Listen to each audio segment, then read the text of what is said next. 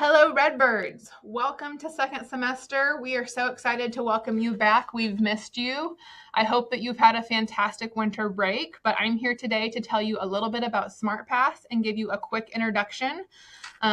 We are really excited to launch SmartPass and have an easier way to manage the movement throughout our building for you as the student, but also for our teachers and staff. And so let's jump in and learn a little about SmartPass.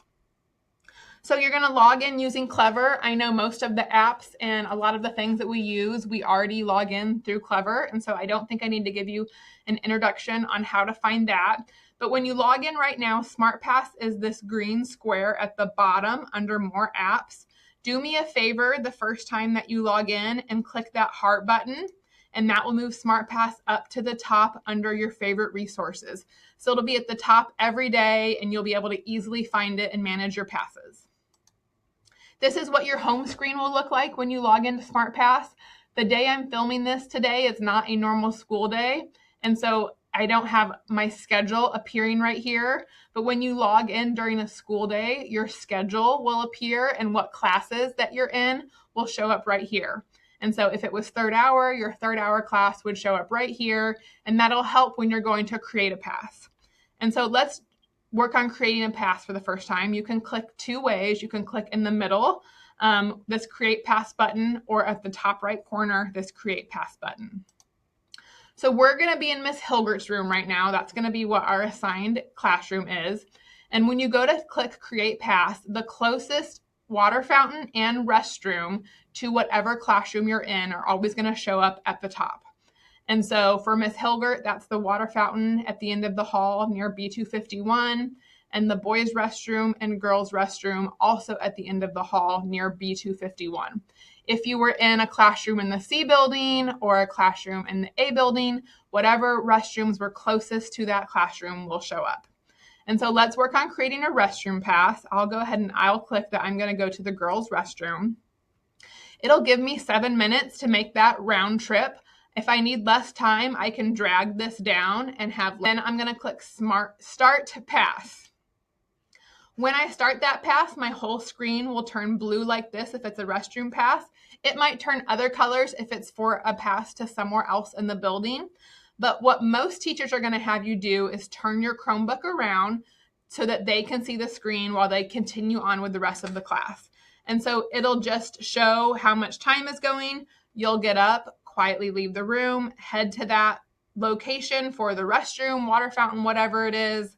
When you return, you'll just click End Pass and continue about your classroom quietly. If your pass were to expire, your screen would turn red and it will start counting how much time you've been gone and the pass has been expired. And so just keep that in mind. If you return to a classroom and it's taken a couple more seconds than you planned, no worries, just hit End Pass. But let's try not to make it a habit where we're continuing to be out of classroom when our passes have already ended. If you want to request a pass to someone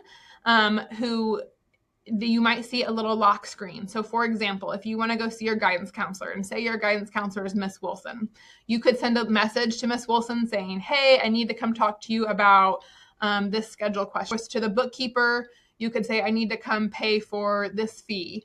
There's going to be certain people who you need to request a pass from, but then other areas of the building where you don't need to request a pass, you're able to just send that pass and move to that location, like the restroom or a water fountain.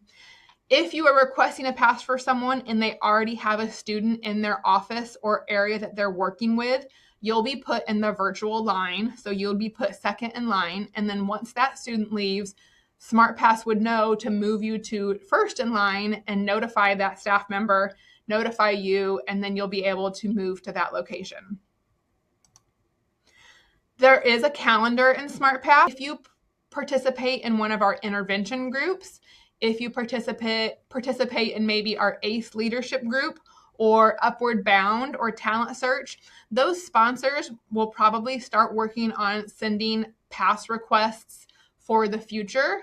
And so you might have a pass request for if you participate in a group that meets every week on Tuesdays. they'll send a request so that you always have that pass available, and it would be on your calendar for you to see and just kind of know what's coming up.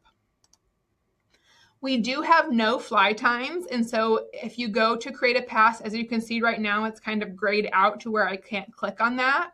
And so no fly times are those times in the building where we don't send any passes for the whole school while we're transitioning from one class to another, or the first few minutes and the first ending minutes, or the very ending minutes of a class period. And so just keep in mind, if you log in and try and go and do a pass and it's a no fly time, no one in the building is creating a pass at that time. We are super excited to launch this and work with you second semester. If you have any questions about SmartPass, you can ask any of your teachers, any of our safety team members, our administration team members. We've all worked on getting trained before the first semester ended.